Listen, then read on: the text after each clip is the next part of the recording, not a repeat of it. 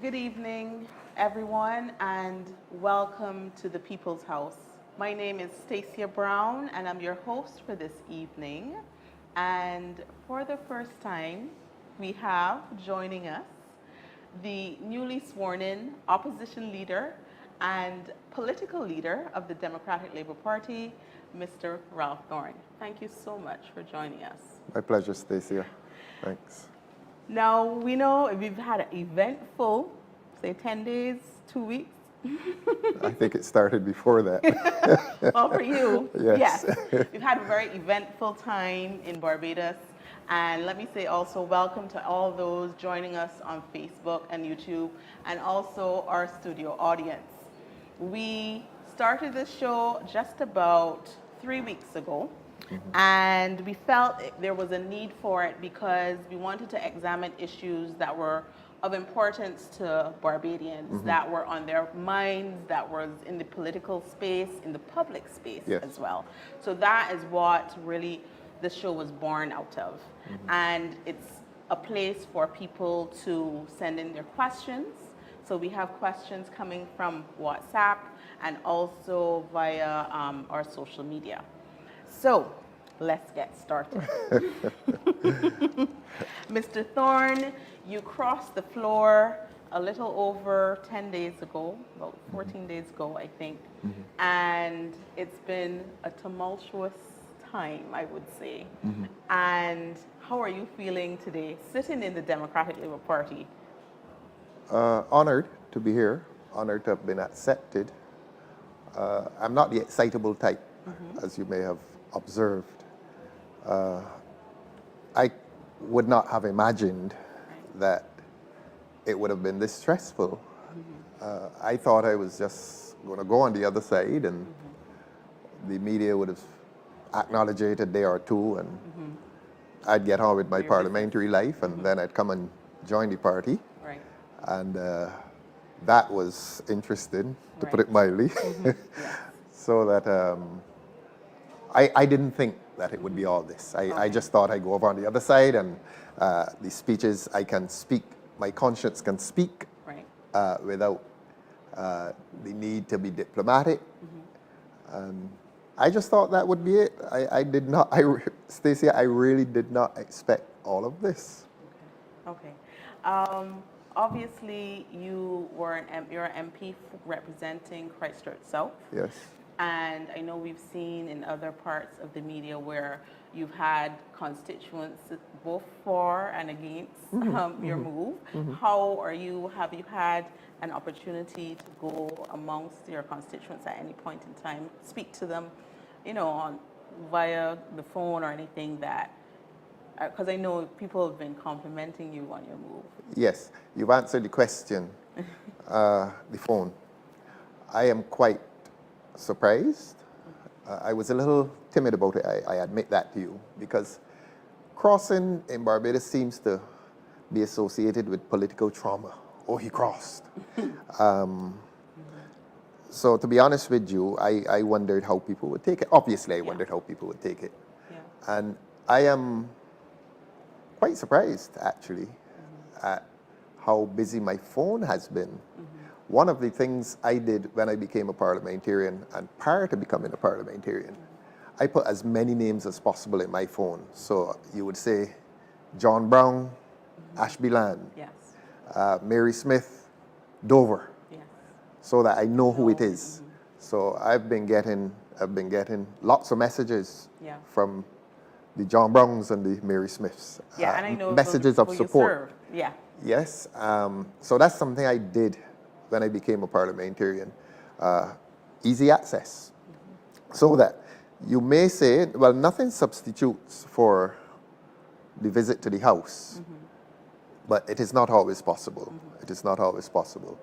And I'm not going to come here and lie to people and say, oh, I've been out there every day. I've not been out there every day. But the technology has been working for me. There's the issue of, and this is a raging issue, of not informing people. And I think people, when their thoughts and reflections are more reasonable, it is not something about which you can speak to people.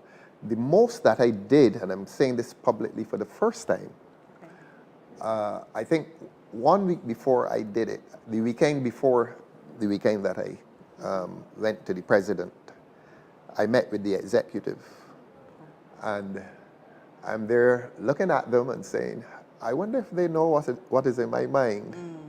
And I spoke with them, and I went around the room, and I thanked everybody for the relationship that we have had. And I spoke about all of their strengths and how they had assisted my effort in the constituency. And at the end of it, I said, I wonder if they know that I am saying goodbye to the party. I wondered. I said, well, I'm sure somebody in this room will pick up that Ralph is here saying goodbye. But I didn't ask anybody, but I was saying goodbye to the party through the executive, and that was a week before. But obviously, Stacia, it had to be coded language. But it was sincere language. I was, as I said, I was thanking them for the association, for all that they had done. And I thought that somebody would pick up this Maliki up to something. I'm sure now they're like, But it was a week before, it was a week before that Friday when I went to the president. So I felt good about that. I felt that I had the chance, opportunity. Except that I could not say, you ain't gonna see me no more. But they are going to see me some more. They're going to see me some more. Yes, in different colors. Yes, in different colors. But I think I needed to say that because there are some criticisms out there. Some criticisms are valid, some invalid. Some responses, I will say to you, are choreographed. But that's life. That's life. That's life. You take it. I'll tell you, I read social media, and some of the comments are meant to offend me. But I suspect I've reached the stage in life where I learn to laugh at them, at the comments, that is. I wouldn't like to say I wouldn't like to speak about the one that amused me most, but sometimes I look at them and the effort that people put in to the energy towards. The effort and the energy that people put into antipathy, into saying things that really are not nice. And you learn to laugh. Some are complimentary, and you feel honored and humbled by that. But unfortunately, the ones that catch your attention are the ones that are intended to hurt. And it doesn't hurt because I know this is politics. And they're doing what they feel they must do. As I said, some of it is choreographed. Some of them are sent to do it. So I understand that. 20, 25 years ago when I was less mature, you get angry. But you grow and you mature and you understand why they're doing it. They feel that they must do that. They feel, some of them are hurt. I know that. He was with the party and he's gone. Of course, when he was with the party, nobody paid him much attention. He made a speech in Parliament. You gave applause. You said, oh, good speech. And I'm surprised that some of them did not recognize the trajectory of my speeches. If people were listening to me last year. I do remember. Yes, if people were listening to me last year. The budget response. The budget response. People would have seen that the collision was coming. That my conscience was speaking. That my concepts of justice, I do have a sense of justice, and I do have a sense as to what is right and as to what is wrong. And I felt deep in my heart, I could see it. I was disagreeing within me with some of the things the government was doing. I was in fundamental agreement with some of the things the government was doing. And I knew I was going to come to this, but as I've told you, Stacia, I didn't think that there would have been this tumult of response and activity. I just did not know. So now that we know and understand a little bit of what would have gone into you making that decision, and you would have gotten the wider Barbadian response as well. You came to the Democratic Labour Party, a party you've known before, and a party in itself evolving into something new. Yes. How you would have dropped off your membership form, and in terms of that process, how are you feeling, having been accepted into the Democratic Labour Party's membership, and now being the political leader with Dr. Yearwood as the party leader, because he's still president, Yes. and you are now the political leader. Yes. Stacia, let me tell you about the process. Let me tell you about what happened last Friday. Yes. We came and we dropped it off and so on, and you saw the tuck ban and so on. Yes. Yeah, I mean, people do things for you. Yeah. And the person who was in charge of the tuck ban, he has been my friend since 1991. Okay. Yeah, that's 9 and 24 is how much? 33 years. Cavill Bess. Okay. He's of Rosehill, St. Peter. Right. A staunch and committed supporter of this party. Okay.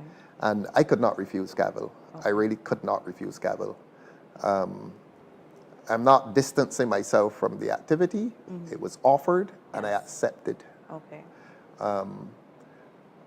As you know, I have practiced law for about 40 years. Just a little time. Yeah, a little time, 40 years. And I want to say to you that last Friday I felt like a jury had gone out. Okay. I've represented many people before the courts, and at the end of the evidence and the judge does her summation, the jury gets up and goes out, and there's the accused sitting in the dock, and he is waiting. Yes. You had a little bit of a wait, I understand. Yes. And I understood how men felt in the dock. But I'm innocent. Yes. You were accepted, so. Yeah, it was a stressful day last Saturday night. Man, I don't want to live last Saturday night again. Well, y'all did this to me before. Well, the general secretary of the party, I think, came and did an amazing job at providing an environment for you to be heard. Look, we can all laugh at it now. We can all smile about it now, but it was a nervous time. It was a time of great anxiety. But look, I understand the process. Right. I leave the government, and I'm coming into a party. Yes. And if the party accepts me, I'm political leader. Yeah. Now that's unusual. Yes. That is, I don't think I've ever heard of that occurring. And therefore the party must put up its defense. What is so interesting is that how the electorate, because for the last 5 years, the electorate hasn't really known a difference between a political leader and the party leader. They think that it's the same person, at least for the current administration. Yes. So I know prior to that, you would have had this in different editions of the Democratic Labour Party, for certain. Yes. So now it's as though the electorate was in shock. Like, what is this? And what does this mean? As we've had very strong leadership from Dr. Yearwood over the last year or so. And now you both share the leadership. You as political leader speaking on issues that are of importance in cabinet and in parliament, and Dr. Yearwood handling the administrative arm of the party, that is the branches, and they've been doing quite a lot of work with the branches, moving them from very few operating to 27 out of the 30. Excellent. So as you would see, there's been a lot of work that's been going into this. Listening to you, the term that comes to mind is ready-made.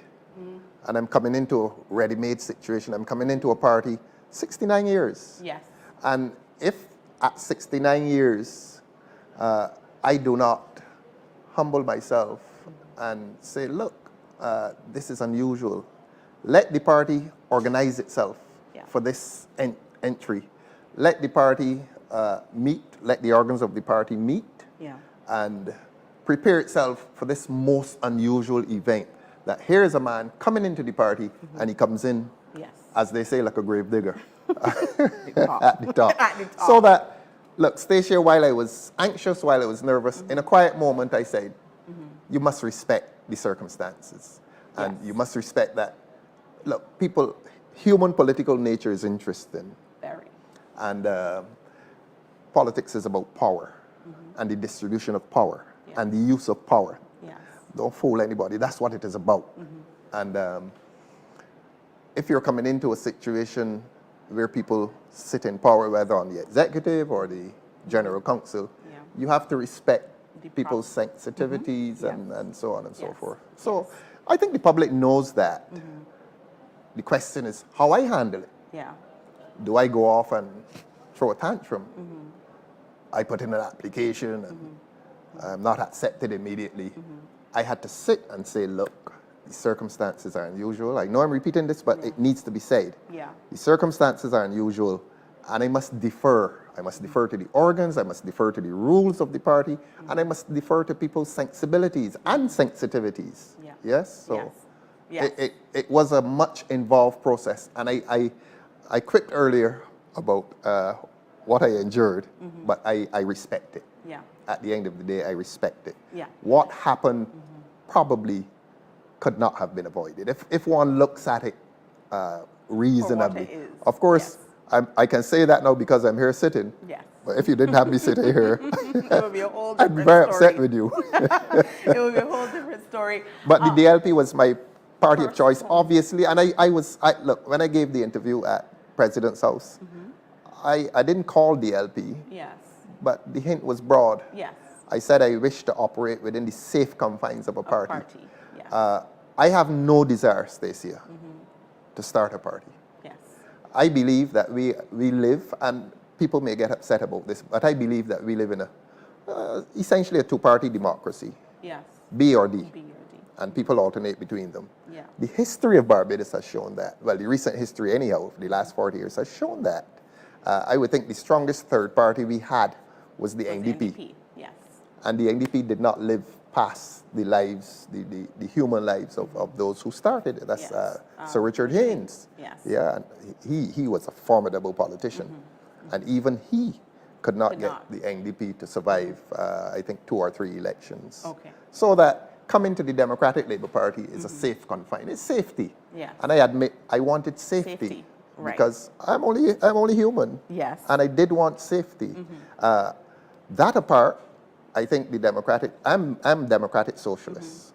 Okay. Yes, like most Barbados, I suspect both parties are democratic socialists. Okay. Yeah, in philosophy and orientation, they're democratic socialists. So that, again, it was a safe confine because the philosophy of the Democratic Labour Party accords with my political philosophy. Right. Yes, Okay. so. Okay.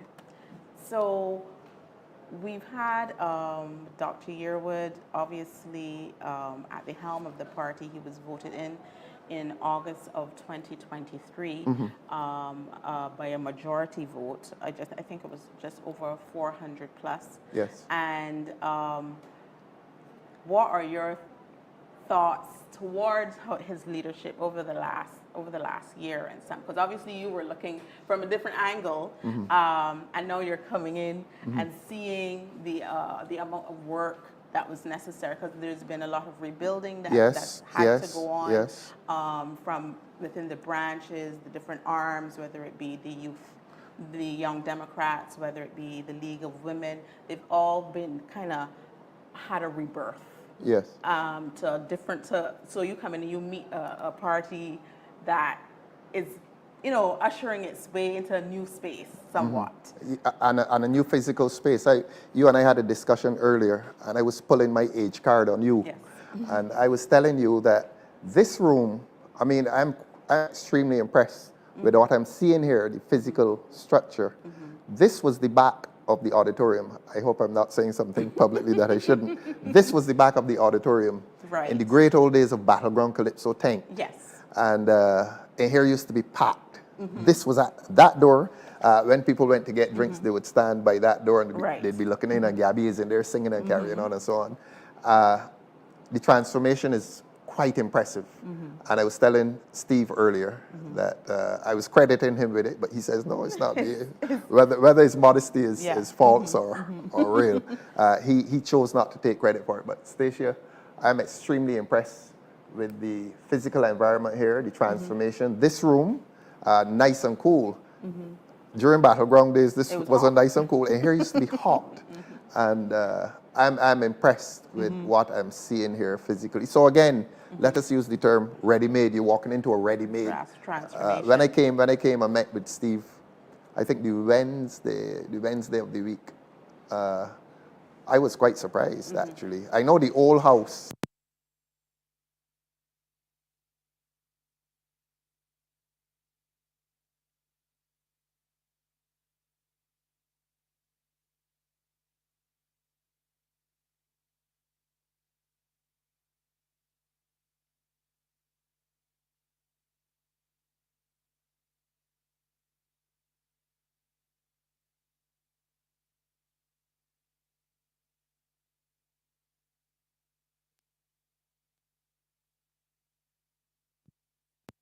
I haven't touched it. Is that anything possible?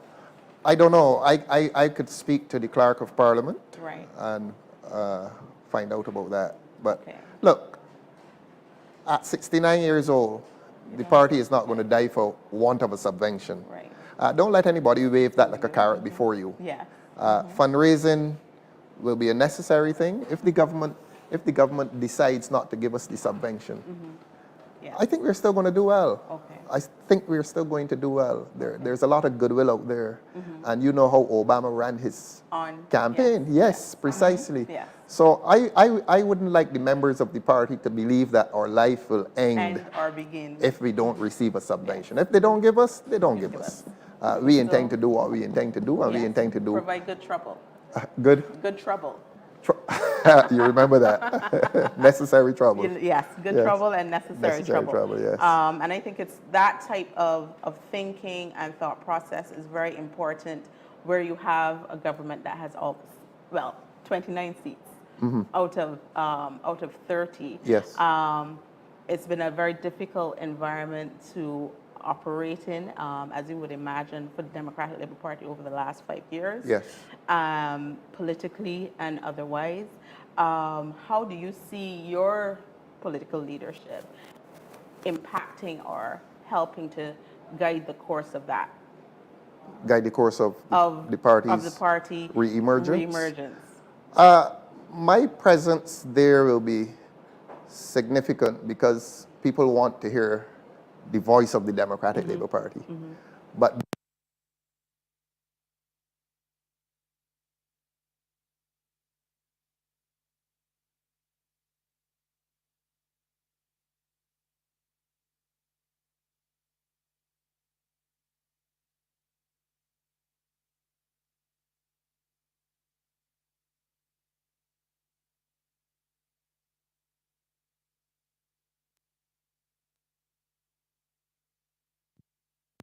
this party, but I was met there by Kimar Stewart, wonderful young man.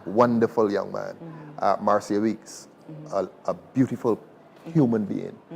Lamamba was there. Hainsley Beng was there. The members of they call it the loyal opposition. I want to publicly express deepest gratitude to them for welcoming me on that first morning.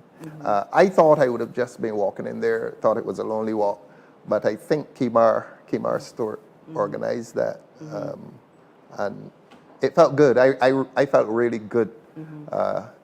Had on a white shirt, I didn't care. I went and hugged up everybody in my white shirt. I may have left some stuff on it, but it was good stuff. It really was good stuff. So just like you had that grouping, I believe your first appearance as opposition leader, which was Monday or Tuesday this week? Tuesday this week? Yes. Last week.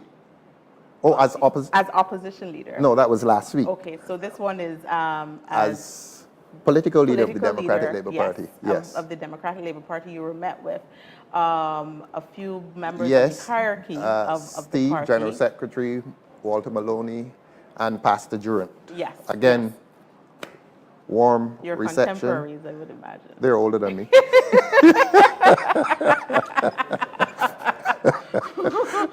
Another warm reception. Yes, quite warm. And they were asking me if they can go in there. I said, but Steve, you're a former MP. Senator Durant, former senator, Yes. and Walter. Yes. And we went into the chamber. I told the Okay. people, look, these are my guests. And Okay. Parliament is a very hospitable place. So Right. they watched my speech. And I was very glad when they left immediately as I finished, because the speech that came after mine, I don't think they would have wanted to hear that. I would agree. Yes. I would agree. No names. No names, no names, no names at all. So we know even in navigating the whole space of coming into the party, we heard Dr. Yearwood on this week speaking about the unity of the party and moving forward. How are you feeling about that? Given there are factions. Let's be honest. There are factions within the party. So what's new? What's new, Stacia? There are young people who are now coming My into question the to party. you is, what's new? That's Every exactly. party, I said, let's be honest. Look, the human political nature Yes. is about power. You're right. It's about a quest for power. Agreed. Sometimes that is individual power. That is normal, that is natural, that is human. Right. So that by definition, you will have factions. You will have one person who is ambitious. You will have 20 persons who are ambitious. Yeah. That is the nature of politics. Yes? Agreed. People want to lead. Some people don't want to, but some people want to lead. Yes. And there is no party that I can think of in which only one person sees himself as a leader. Okay. Agreed. That's human political nature. That's what you're dealing with. Yeah. Why do we pretend that it is otherwise? Why do we completely pretend agree. that there's this great ideal That's why I brought it in up. which you have one leader and all the others? So in Follow that like vein, drones. what would you say to the young people who are joining the party for the first time? I know we've seen some young voices on the platform who the leader of the chair of the Young Democrats. Yes. She's a very passionate young woman who's very articulate. What's her name? Tyra Trotman. Okay. Okay. She's an attorney as well. She's a young attorney. Don't think we've ever met. Yeah, so will have that opportunity. She also sits on the shadow cabinet as well for the Ministry of Youth, Culture, and Sports. We have Karina Goodridge. We have different people who've come along. How do you see your political leadership helping them? I tell you, it's a very, very, no disrespect to Joyce who's there staring at me, but it's a very reassuring thing when you come to a party and see young people. Right. You generally, look, 20, 25, 30 years ago when you went around the political party, you would see a sprinkling of young people. Right.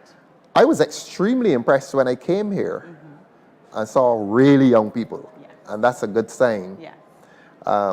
What would I say to them? I would say to them that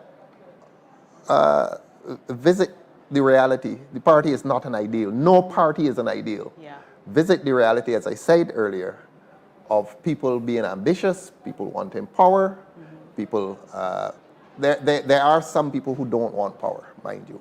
Okay. Generally, people call them the rank and file, Yes. but they have power as well because they vote. But I would say to young people, get involved, and get involved in politics for this reason.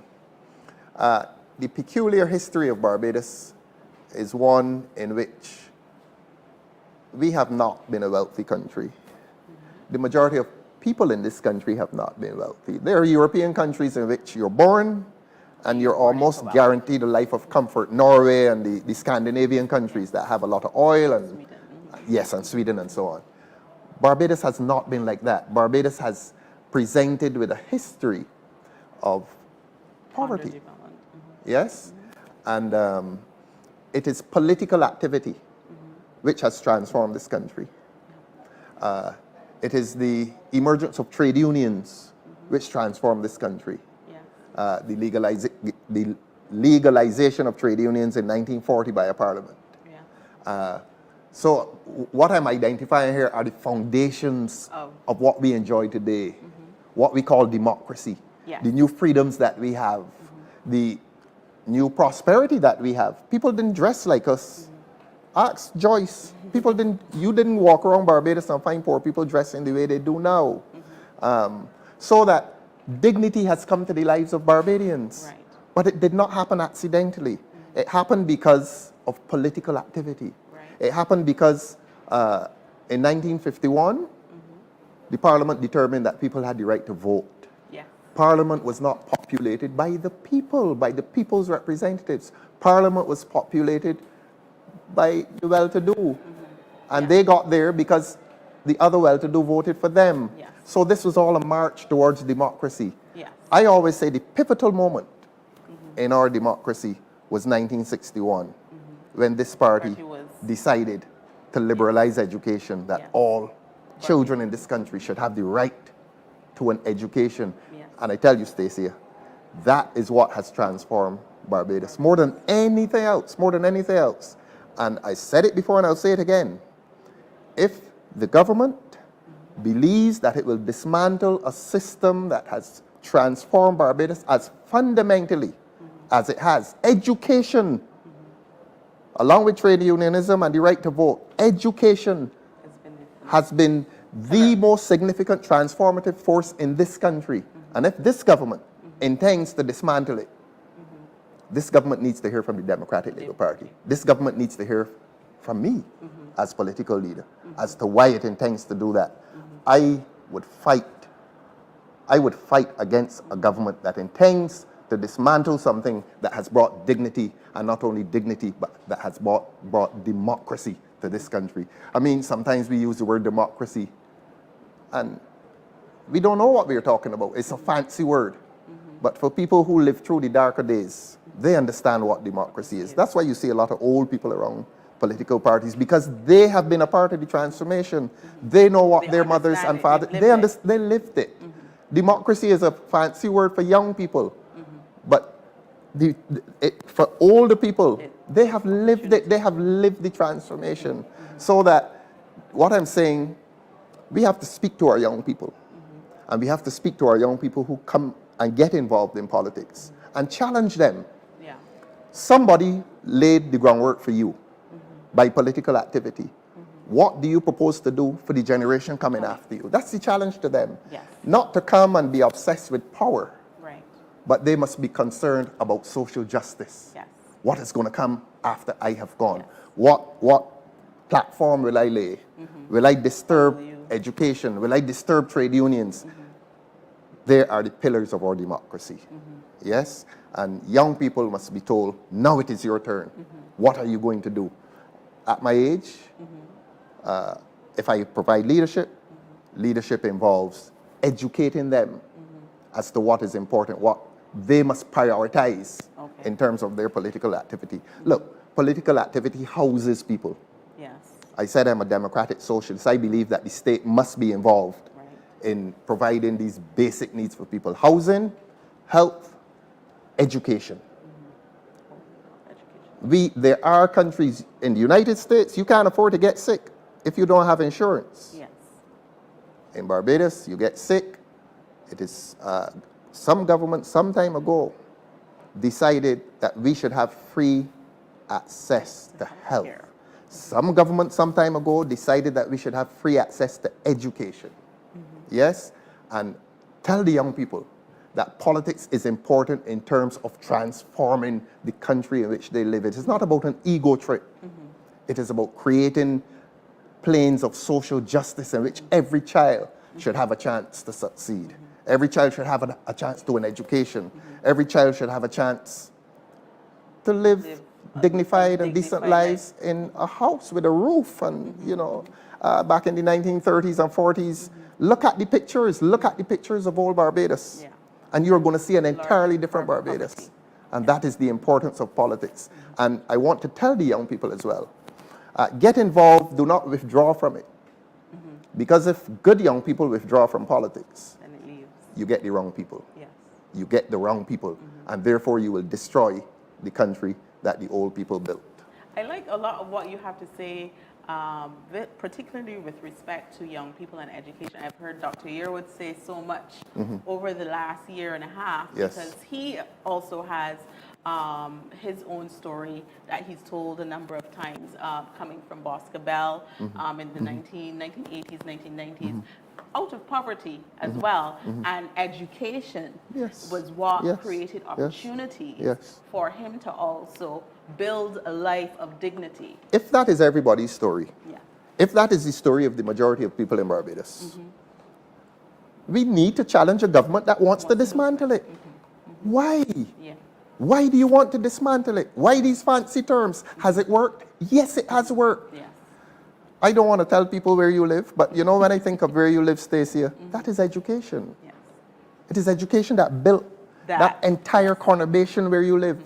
We're on air, so I'm not going to tell Yes. people. But when I think of your area, it is education that built that, literally and physically built that area, because your dad's generation was that generation that got that education and transformed their lives. Yes. And I say that, you could say that because my dad was born in the 1930s, right? So he would have 1930s. had that independence era of seeing poverty, Precisely. seeing education Precisely. transform Barbados Precisely. into a more dignified, developed So, state. so that the party now needs to do- go into the public domain and to educate people. Yes. It's not only about winning votes.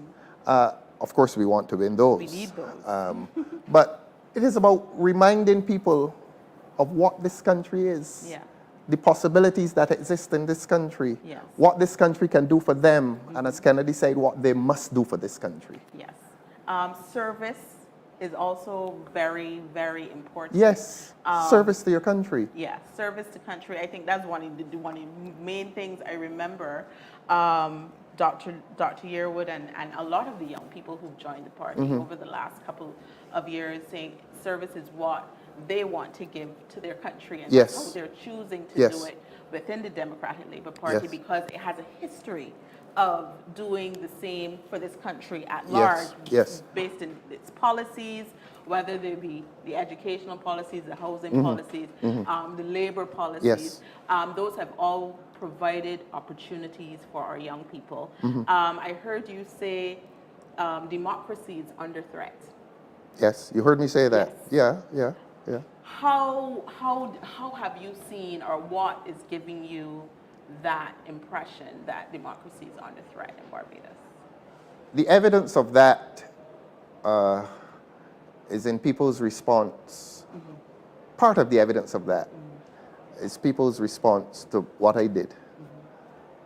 Stacia, every time I park my car, I went to Coverley on the weekend, I parked in two places, and every time I park, good move. We need a voice on that side. Yes. We need an opposing voice. Yes. Democracy doesn't exist only at verbal levels. Democracy is about the right of access to resources as well. Right. Every person must have a chance. But I went to Kensington to do an interview this evening. Same thing. Every time you park, good move. I like the move you made. That tells me that people felt that that they had lost their voice, Right. and that they had lost their voice in a parliament which is responsible for passing laws that govern Barbados, a parliament that has been passing laws just about every week, Yeah. that is giving power to a minister. Yeah. One. Yes, every time a law is coming to parliament, there's this subtle component in the law that they're passing. Ministerial power. The minister should have the power to do this. No. So that there's a feeling of repressive government, Right. that the power of a minister overrides the power of the people. Right. And overwhelms the power of the people. Okay. Look at the cybercrime bill, for example. That's what I was. Yes? Yeah. Now, when we thought that there was going to be healthy discussion as to the merits of the cybercrime bill, along comes an accident looking for a place to happen. A member of the party, I think he said that it is there to protect ministers. Yeah. I mean, come on. You don't pass laws to protect ministers.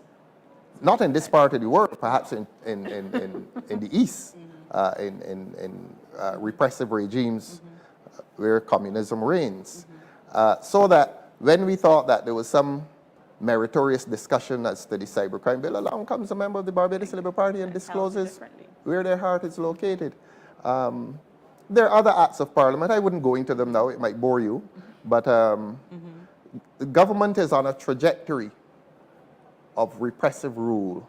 And I'm going to say something here, Stacey, that I think a lot of Barbadians know, and that's why I've had the reaction that I've had.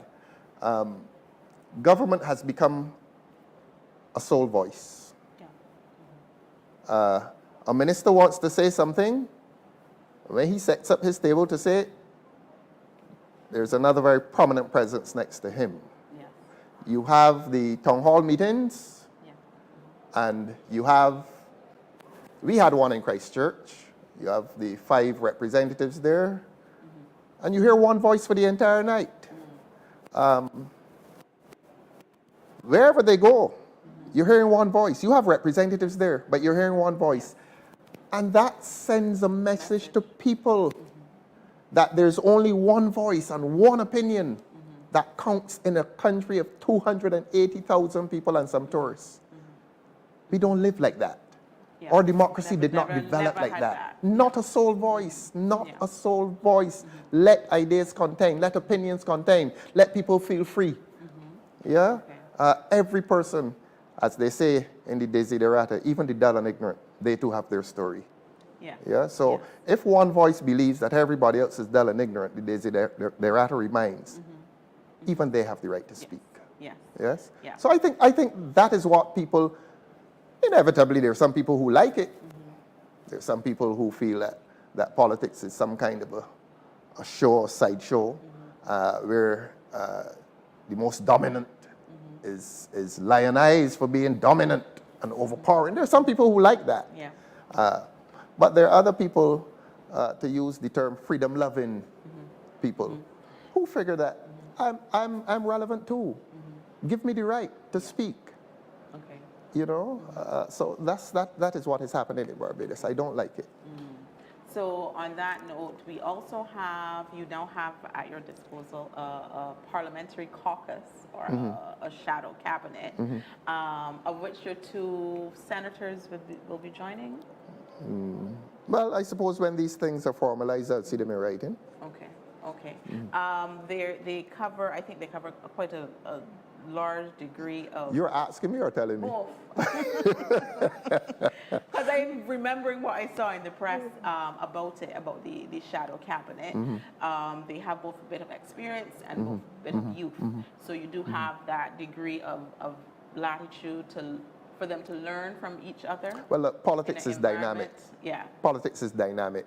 And you should never resist change if change is for the better. If we go along and we figure that there is a system that's more efficient, try it. If that works, stay with it. But appreciate the dynamism of politics and political life and political activity. Things change. Okay. Yeah. Okay. That's a good note. You chose 2 members of the Democratic Labour Party as your senators. Yes. Tricia Watson. Yes. And Ryan Walters. Yes. Obviously, Tricia has a very known voice for advocacy with respect to energy in Barbados. Yes. And utility regulation. Yes.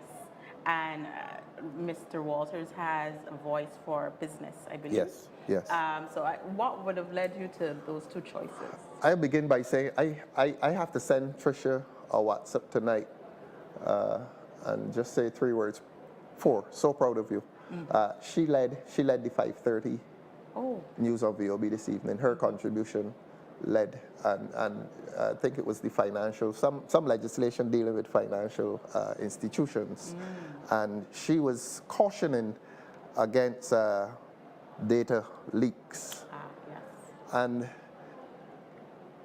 Stacia, I like to think that I love people. And I love young people. From very young, I love young people. When I see them and I hear them, it gives me such a sense of fulfillment that I was able to identify and to have appointed 2 young Barbadians of merit. There are a lot of other Barbadians out there of merit. They only gave us 2. Right. So that when I hear Tricia and see Tricia leading the 5:30 news, I think when I was leaving home, they may have led into another debate and she was on her feet. I think it was live. You just feel that you have done your duty. Because it is on merit that the little success that I've had, I want to say to you, I've had it on the basis of merit. I'm not a child of privilege. People like us are not children of privilege. Nobody sees us and hands us things because of the letters behind our Christian name. Okay? People like us have to succeed on merit. Yes. And let me say to you, anytime that I'm in a position where I have to be active in the appointment of anybody, merit, it will be on the basis of merit and not privilege, not nepotism, because the best persons to be the voice for the voiceless are people of merit, people who have trained themselves in their area. It is not about who you like Yes. or who likes you. Tricia and I never made social contact, Ryan and I never made social contact, but I've observed them. Yeah. And they're young, and they're the future, Yes. and they're bright. Yeah. As, So the, it's a as they given. used to say, the church, what more can Jesus do? Yes. What more can Jesus do? You also, in your midst, obviously, Dr. Yearwood, young, bright, educated, coming from very humble beginnings like yourself, but a generation later. What are your thoughts about him? How he's managed You mean to, personally? No, how he's managed to impact Barbados, coming to a DLP that was down, and a DLP that needed to rebuild. And I mean, I've heard comments. You're asking me to do an assessment Yes. of Dr. Yearwood? Well, I'll say this to you. Before, the first time I saw Dr. Yearwood in the flesh was at your wedding. Yes. Never seen him before that. I don't think it is fair to Dr. Yearwood to draw up an assessment card now. I mean, clearly, what I will say to you Yes. What was yours? is that he was elected last year, August. It must be a fairly difficult thing to run a party politically and administratively. Must be a fairly difficult thing. Yeah, and so that if there's any credit due to him, the credit is that he has managed to run the party politically, to lead the party politically and administratively. Dual effort. And I congratulate him for the effort in having those dual roles and managing to keep the party afloat. Okay. So how do we chart a way forward? Forward. Yes. You mean the party? For the party, you as political leader, and him as. Let me say this to you, Stacia. Let us speak honestly. I always speak honestly. Dishonest conversation means that at my age, I have to develop too good a memory. And I enable with that now. Too much energy. Too much energy. You have spoken of factions, and the political scientists and the public out there talking They about do. factions, and They love to saying talk about they're it. saying it can break up just now. Yes. Yes. They enjoy talking about facts. So that there's the intrigue of politics. Yes. As I said the other night, I think it was here and elsewhere, the first order of business is healing, and Dr. Durant introduced me to that. When I first spoke with him, he said, Ralph, there must be healing. As I said earlier, these circumstances are unusual. I am coming into a party catapulted into leadership. And there is another gentleman who has exercised leadership since last August, dual leadership, political and administrative. Yes. I know, I understand, as I said, and I'm going to repeat, I understand human political nature. we have to deal with it. Yes. And I believe in God. And I believe the first order of business, let us turn to God.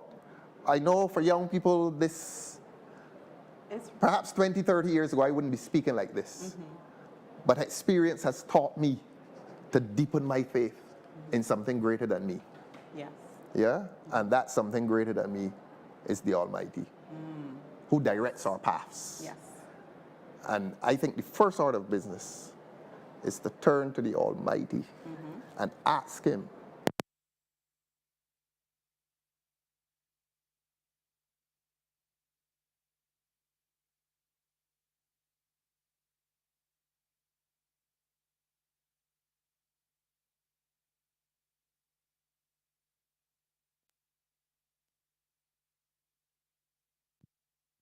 Place, or any other place for that matter, and bare our souls. Yes. And ask God to put some purity into our hearts. Yes? Yes. I think that's what we need to do. So that factions and those we lionize and those we demonize, because that is what happens in parties. Some we lionize, some we demonize. Some are heroes and some are devils.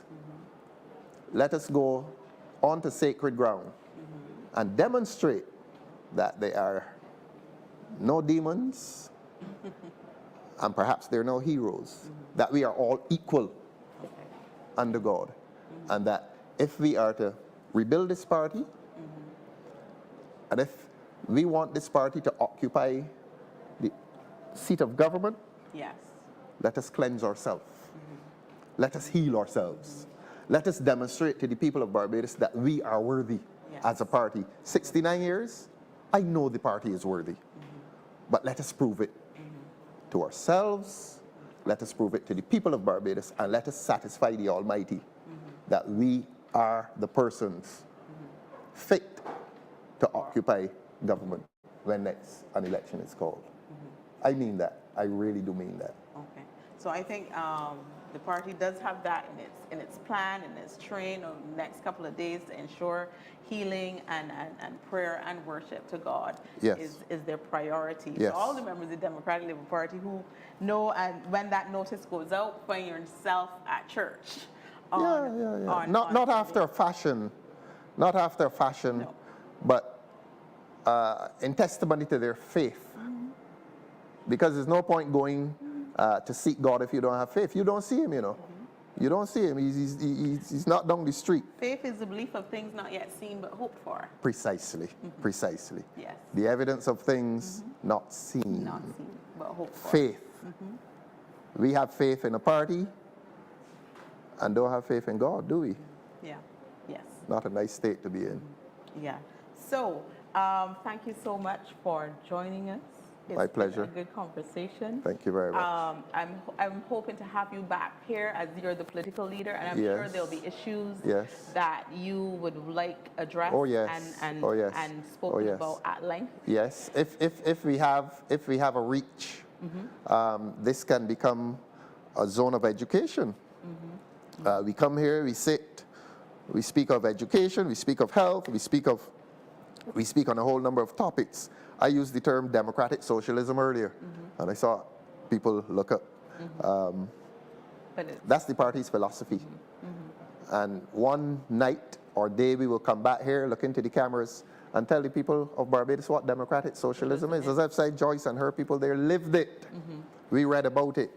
They lived the march to social justice in this country. So we need, Stacey, we need to educate our young people. Tell our young people what this is about.